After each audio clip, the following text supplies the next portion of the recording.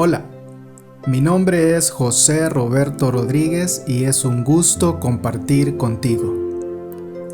Lección número 5, titulada Hijos de la Promesa. El texto bíblico base para el estudio de esta semana se encuentra en el libro de San Mateo, capítulo 28, verso 20, en el cual leemos lo siguiente: He aquí yo estoy con vosotros todos los días, hasta el fin del mundo. Jesús hizo un compromiso a través de sus discípulos con todo creyente, diciéndole: no te preocupes, no te voy a dejar solo, te prometo que voy a estar contigo. Hoy en día son pocas las personas en las que podemos confiar, ¿no es cierto? Muchos son los que prometen que harán, que estarán, pero nos fallan. Pero qué bueno que en el caso de Jesús no es así. En las promesas de Jesús sí se puede creer, pues Él las cumplirá absolutamente todas. Tú y yo no estamos solos en las situaciones de este mundo, aunque así lo parezca. A ti y a mí nos hace compañía nada más ni nada menos que el Rey de Reyes y Señor de Señores. Un grupo de turistas que se encontraba en la región montañosa de Escocia querían apoderarse de algunos huevos de águila real que estaban en un nido situado en un lugar inaccesible frente a un precipicio. Trataron de convencer a un niño que vivía por allí cerca de que podía bajar hasta donde estaba el nido si le ataban a una soga que sería sostenida por ellos desde arriba. Le ofrecieron una buena cantidad de dinero, pero el muchacho se negó. Le dijeron que no le pasaría nada, pues ellos sostendrían firmemente la soga. Por fin, el muchacho accedió a bajar, pero con una única e innegociable condición: que quien sostuviera la soga fuera su padre. ¿Sabes cómo se le llama a eso? Confianza. Sí, plena confianza. El niño de la historia sabía que se expondría a una situación de peligro y solo podía confiar en una persona que no le fallaría. Y por amor no permitiría que le pasara nada.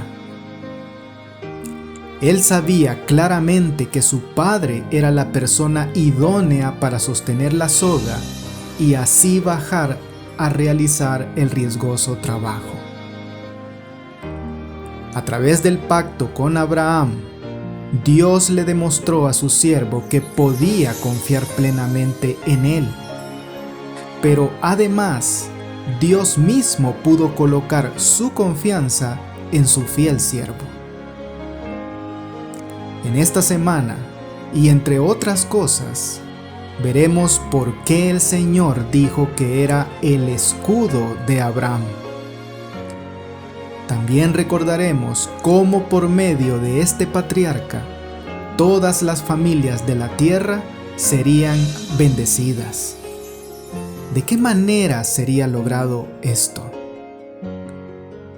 Y analizaremos un poco de entre todas las promesas de aquel pacto, aquella que podríamos catalogar como la más grande de todas. Dios es quien sostiene la soga. ¿Confías plenamente en Él? Cuando en el capítulo 14 de Génesis se relata cómo Abraham no aceptó los despojos que le ofrecía el rey de Sodoma, demostró tener una esperanza más elevada que la que motiva a los hijos de este mundo. Y Dios, por su parte, se encarga al comienzo del capítulo 15 de hablar a los temores y dudas de su siervo con una promesa. Génesis capítulo 15, verso 1. Después de estas cosas vino la palabra de Jehová a Abram en visión, diciendo: No temas, Abram, yo soy tu escudo, y tu galardón será sobremanera grande. Cuán importante es cuando la palabra de Dios llega, ¿no es cierto? ¿Cómo viene la palabra de Jehová a nosotros?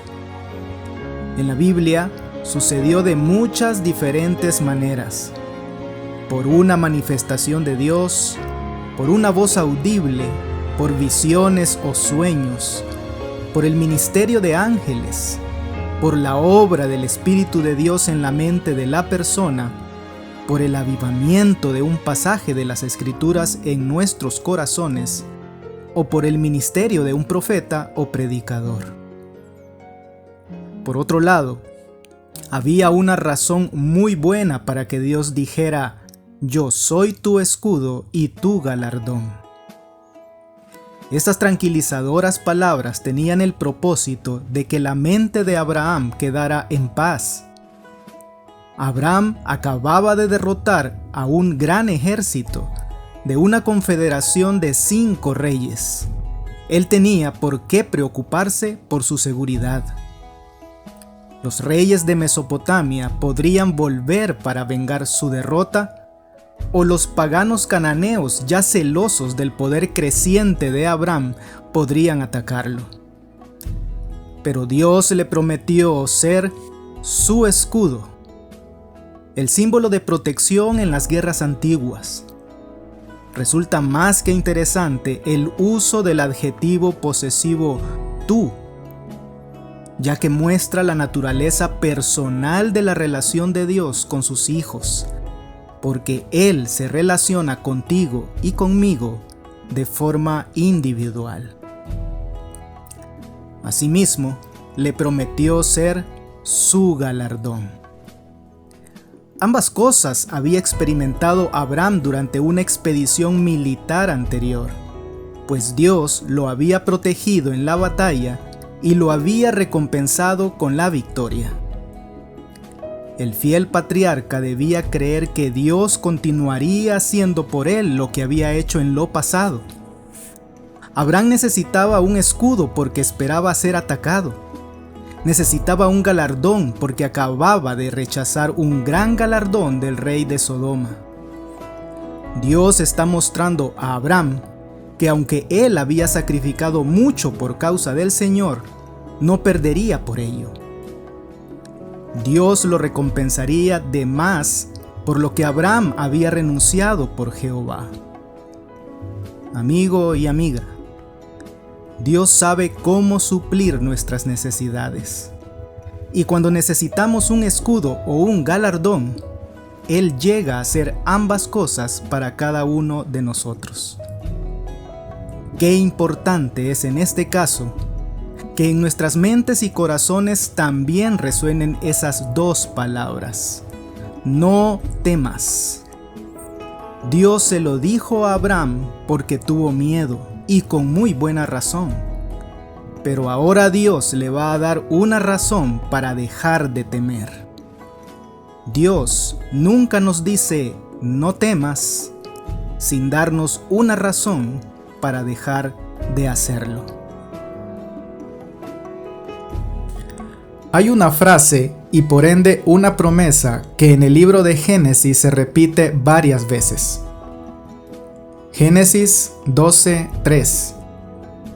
Bendeciré a los que te bendijeren y a los que te maldijeren maldeciré. Y serán benditas en ti todas las familias de la tierra. Génesis 18:18. Habiendo de ser Abraham una nación grande y fuerte, y habiendo de ser benditas en él todas las naciones de la tierra. Génesis 22:18. En tu simiente serán benditas todas las naciones de la tierra, por cuanto obedeciste a mi voz. Y Génesis 28:14. Será tu descendencia como el polvo de la tierra, y te extenderás al occidente, al oriente, al norte y al sur. Y todas las familias de la tierra serán benditas en ti y en tu simiente.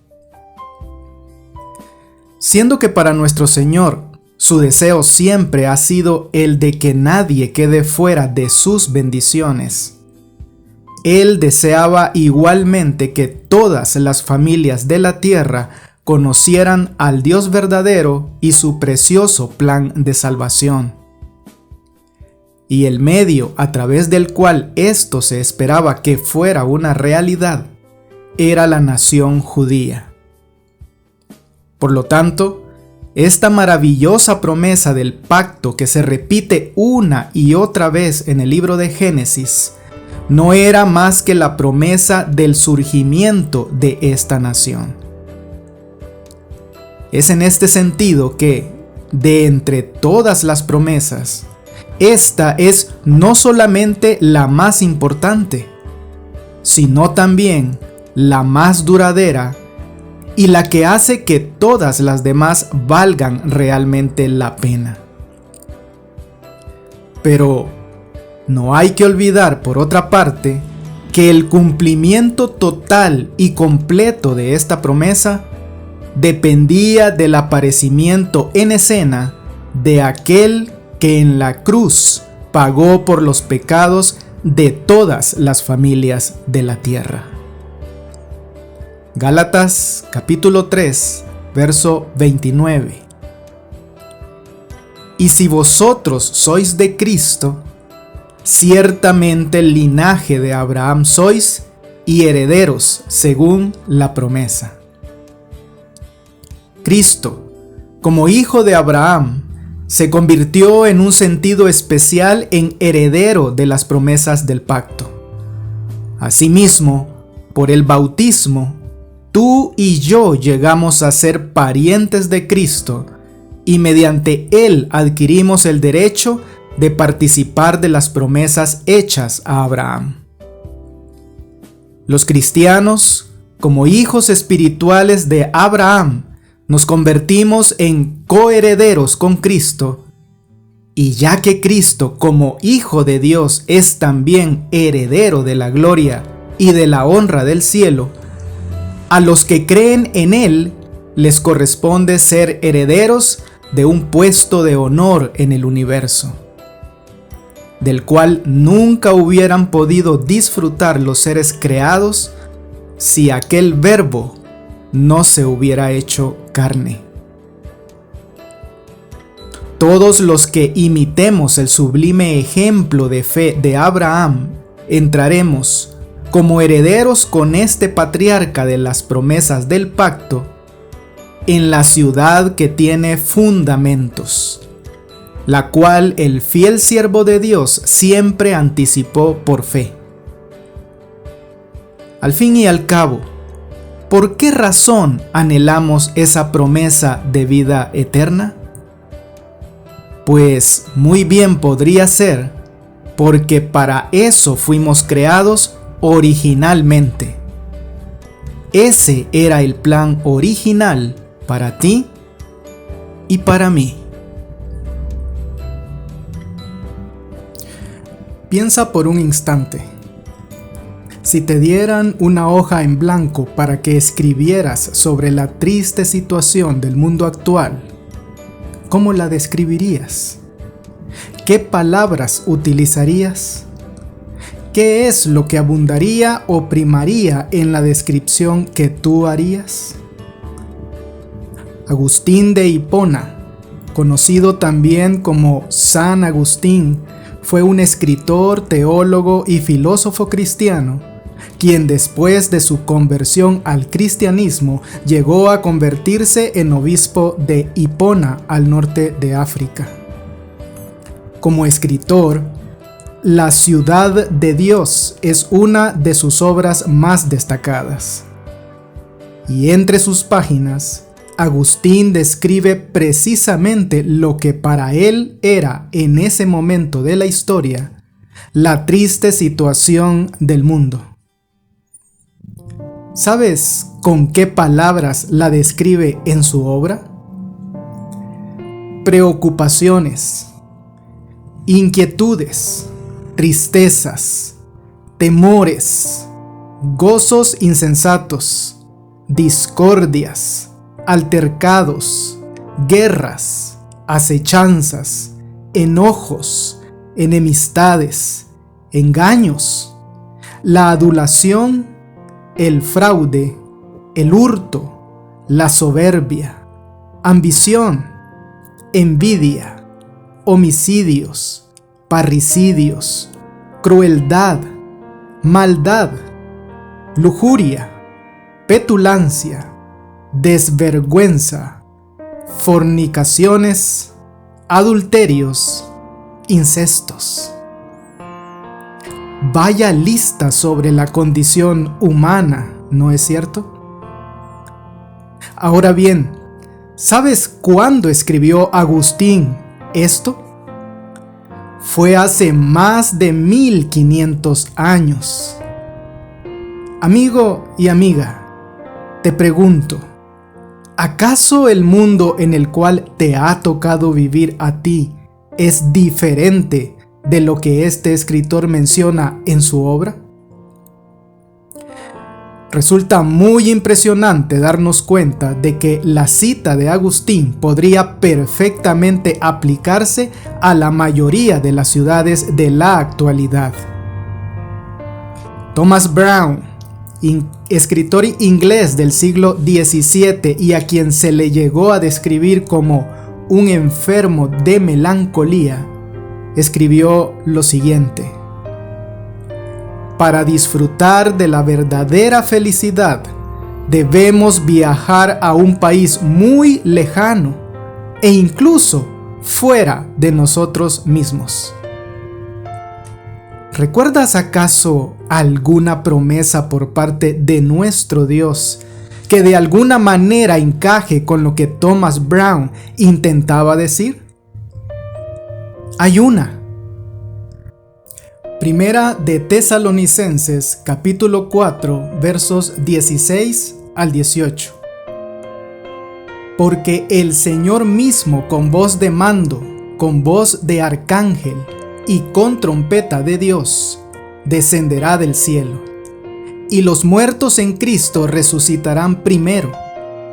Luego, nosotros, los que vivimos, los que hayamos quedado, seremos arrebatados juntamente con ellos en las nubes para recibir al Señor en el aire, y así estaremos siempre con el Señor.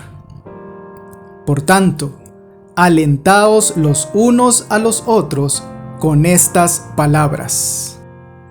Sí, amigo, sí, amiga, con estas palabras y no con las de Agustín.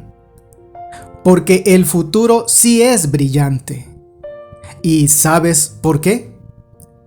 Por lo que Dios hizo por nosotros a través de la vida, la muerte, la resurrección y el ministerio sumo sacerdotal de Jesucristo. Sí, porque a través de su Hijo amado, nuestro Señor dará cumplimiento definitivo a la promesa del pacto que hizo a Abraham de que en su simiente todas las familias de la tierra serían bendecidas. Que en Abraham serían benditas todas las familias de la tierra es quizás la parte de entre las promesas hechas por parte de Dios al patriarca que más recordamos y mantenemos en nuestras mentes. Pero lo cierto es que nuestro Señor también le aseguró lo que haría de él. Se lo aseguró al mismo Abraham en Génesis 12:2 y se lo repitió más adelante a su hijo Jacob en Génesis 46:2 y 3. Y habló Dios a Israel en visiones de noche y dijo: Jacob, Jacob. Y él respondió: heme aquí. Y dijo: yo soy Dios, el Dios de tu padre. No temas de descender a Egipto, porque allí yo haré de ti una gran nación. Esta admonición divina revela que Jacob había temido hacer mal en ir a Egipto. Anhelaba ver a José, su hijo, por tanto tiempo perdido. Pero también recordaba las malas consecuencias del viaje de Abraham a Egipto, y que Dios una vez le había prohibido a Isaac que fuera allí durante un período de hambre. Ahora, Dios expresó su aprobación del viaje y diciéndole: no temas, le dio promesas tranquilizadoras. Como antaño, cuando salió para Padan Aram, así también ahora al partir para Egipto, Jacob recibió la seguridad de que Dios iría con él, y sobre todo, que todavía era válida la promesa divina hecha a su padre, acerca de su posteridad, y que el traslado a ese país no significaría el abandono permanente de la tierra de la promesa. ¿Qué clase de propósito estaba destinada a cumplir aquella simiente prometida al padre de Jacob como nación especial? Éxodo 19, 5 y 6. Ahora pues, si diereis oído a mi voz y guardareis mi pacto, vosotros seréis mi especial tesoro sobre todos los pueblos, porque mía es toda la tierra. Y vosotros me seréis un reino de sacerdotes y gente santa. Estas son las palabras que dirás a los hijos de Israel. De acuerdo con el plan y propósito divinos, los israelitas habían de ser una raza tanto real como sacerdotal. En un mundo malo serían reyes morales y espirituales, en el sentido de que habrían de prevalecer sobre el reino del pecado. El propósito de Dios era que, por medio de la revelación de su carácter a través de Israel, los hombres fueran atraídos a Él. ¿Será acaso posible que el propósito haya cambiado en nuestros días? ¿Cuál es el mensaje y el llamado de Dios para su iglesia hoy? Primera de Pedro, capítulo 2, verso 9. Mas vosotros sois linaje escogido, real sacerdocio, nación santa, pueblo adquirido por Dios, para que anunciéis las virtudes de aquel que os llamó de las tinieblas a su luz admirable. Dios adquirió a la iglesia como su posesión especial para que sus miembros, entre ellos tú y yo, pudieran reflejar los preciosos rasgos del carácter divino en sus propias vidas, y para que proclamaran la bondad y la misericordia de Dios a todos los hombres. ¿Nos sentimos realmente parte de aquella nación grande prometida a Abraham y más tarde a Jacob? Deberíamos, pues somos parte de la promesa. ¿Qué fue lo que Dios prometió a Abraham con respecto a su nombre personal? Génesis capítulo 12, verso 2.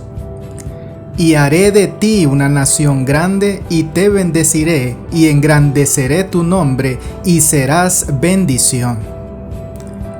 Lo que engrandece un nombre a la vista de los hombres no es lo mismo que engrandece un nombre a la vista de Dios. El mundo generalmente emplea una lista de rasgos para hablar de alguien que tiene un gran nombre. Y aun y cuando se trata de rasgos que el mundo respeta, tales como el carácter, la fe, la obediencia, la humildad y el amor, no necesariamente los considera esenciales para engrandecer el nombre de alguien. Qué diferente resulta que Dios te prometa engrandecer tu nombre, como en el caso de Abraham, a que tú te hagas el propósito de engrandecer tu nombre, ¿no es cierto? En este último caso, tenemos una representación muy clara de la salvación por obras. Representación que encontramos en Génesis capítulo 11, verso 4. Y dijeron: vamos, edifiquémonos una ciudad y una torre, cuya cúspide llegue al cielo, y hagámonos un nombre, por si fuéremos esparcidos sobre la faz de toda la tierra. El deseo de buscar renombre indudablemente fue uno de los motivos principales para construir la torre. Aquella tenía el propósito de llegar a ser un monumento a la sabiduría superior y a la habilidad de sus edificadores. Los hombres han estado siempre dispuestos a soportar penalidades, peligros y privaciones a fin de hacerse un nombre o reputación. Esto contrasta directamente con la salvación por fe, representada en la promesa de Dios de engrandecer el nombre de Abraham en Génesis 12:2. Primero, se anuncia la compensación que tendría Abraham por dejar su familia y hogar, haciendo de él una nación grande. Segundo, se le promete bendición, tanto temporal como espiritual, y muy particularmente esta última. Y tercero, engrandecería su nombre. Y es que la verdadera grandeza debía resultar del acatamiento de las órdenes de Dios y de la cooperación con su propósito divino. Aquellos edificadores de Babel tenían pensado hacerse un nombre, desafiando a Dios. Pero si tú te das cuenta, a día de hoy no ha sobrevivido ninguno de sus nombres. Mientras que, por otro lado, Abraham sencillamente debía ir donde Dios lo dirigiera a fin de ganar su reputación. No perdamos de vista el verdadero concepto de grandeza. Y recordemos que tú y yo tenemos un papel que desempeñar en el plan de salvación, razón por la cual cobran mucha importancia nuestras palabras, nuestras acciones y nuestras actitudes, ya que con todas y cada una de estas cosas estamos llamados a glorificar al Señor y asimismo engrandecer también su nombre.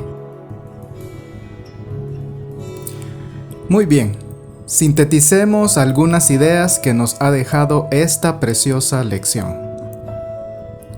Número 1. Dios dice: yo soy tu escudo. ¿Qué más se puede añadir a eso? Si Dios mismo nos habla a través de esta palabra y nos deja saber que Él es nuestro escudo, que no hay nada que temer. Lo único que nos resta, querido amigo y amiga, es confiar. No hay lugar donde estemos más a salvo que detrás de Él. No hay nada que nos dañe si nos mantenemos cubiertos por Él. Nada puede penetrarlo, nada puede destruirlo. Y mientras más fuertes sean las armas con las que nos ataquen, mayor es su resistencia y su poder. ¡Qué bueno es nuestro Dios! Número 2. Aprendamos a esperar como Abraham. No cabe duda de que un gran desafío requiere a su vez de una gran madurez. Y precisamente por ese motivo es que Dios se toma el tiempo que sea necesario para desarrollar nuestro carácter conforme a sus propósitos.